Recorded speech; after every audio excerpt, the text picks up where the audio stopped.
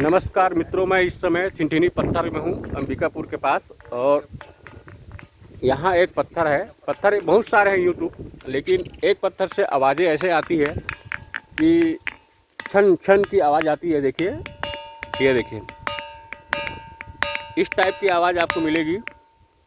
और इस पत्थर की मान्यता यह है कि किसी गांव से ब्याह करके कुछ लोग लेके जा रहे थे और यहाँ आराम करने के लिए रुके थे, पूरे बाराती।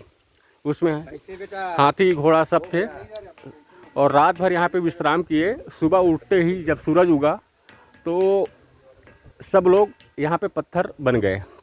ऐसी मान्यता है, ऐसी धारणा है, लेकिन हकीकत क्या है इसका पता आज तक वैज्ञानिक भी नहीं लगा पाए। पत्थर को उठाने की कोशिश भी किया है और कई लोगों ने इसको किया तो उसके साथ बहुत नुकसान भी हुआ है, बुरा भी हुआ है। तो तब से इसको ऐसी हालत में छोड़ दिया और यहाँ दूर दराज से लोग दर्शन करने और इसको बजाने के लिए ज़रूर आते हैं। ठिनठिनी पत्थर की आवाज़ एक बार और सुनिए यार आप लोग।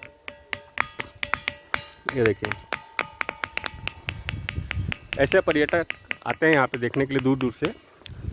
इस वीडियो में आज तक इतना ही।